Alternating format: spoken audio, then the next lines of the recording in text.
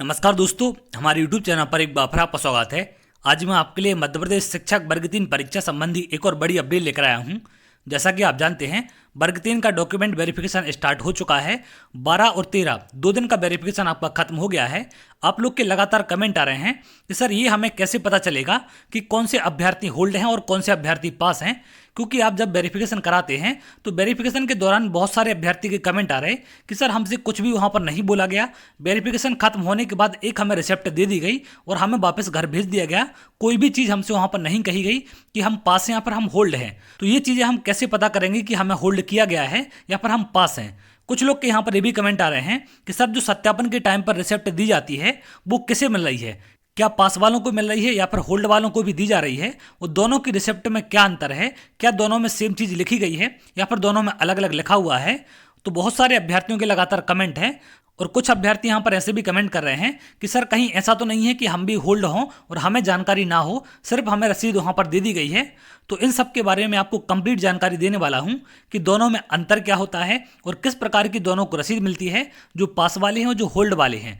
तो जैसे आपका वेरिफिकेशन खत्म होगा आपको इस प्रकार की एक रसीद दी जाएगी। यहाँ पर ऊपर लिखा हुआ है प्राथमिक शाला शिक्षक पद के दस्तावेज सत्यापन केंद्र।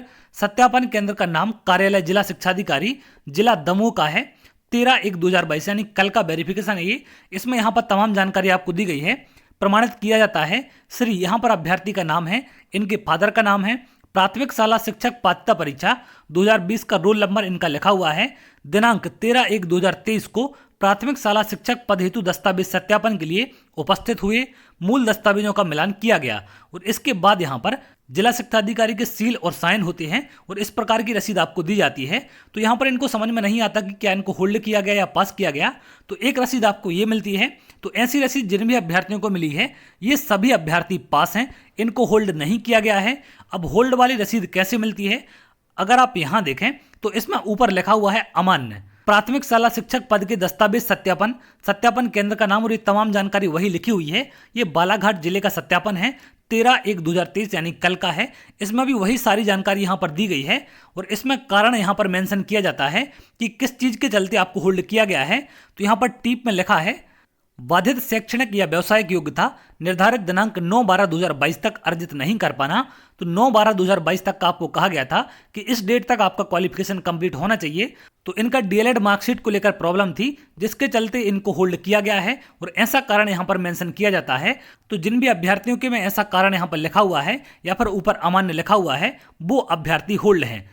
तो वर्ग 3 डॉक्यूमेंट वेरिफिकेशन के बाद आपको जो रसीद दी जाएगी वो 2 प्रकार की मिलेगी। अगर आप पास हैं तो आपके में नॉर्मली इस तरीके की होगी, कुछ भी नहीं लिखा होगा। और अगर आप होल्ड किए जाएंगे तो ऐसा कारण यहाँ पर मेंशन किया जाएगा और उसमें आपको बता दिया जाएगा। ऊपर आप देखेंगे तो यहाँ पर आपका अमान्य लिखा हुआ है।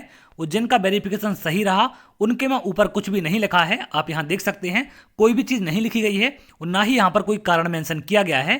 तो इस प्रकार से आप पता करेंगे कि कौन से अभ्यर्थी होल्ड हैं कौन से पास हैं और अपनी अपनी रसीद आप देख सकते हैं। अगर उसमें ऊपर अमान्य लिखा है तो आप होल्ड हैं और नॉर्मली कुछ भी नहीं लिखा है तो आप पास हैं। तो उम्मीद करते हैं होल्ड पास को लेकर आपकी सारी चीज़ें क्लियर हो चुकी हैं कि कैसे हमें होल्ड और पास का पता करना है। तो आगे अगर आप ऐसी जानकारी चाहते हैं तो हमारे चैनल के साथ जुड़ सकते हैं जिससे और भी इंपॉर्टेंट अपडेट आपको मिल सके। तो बहुत जल्द अगली वीडियो मिलेंगे, तब तक के लिए बहुत बहुत धन्यवाद।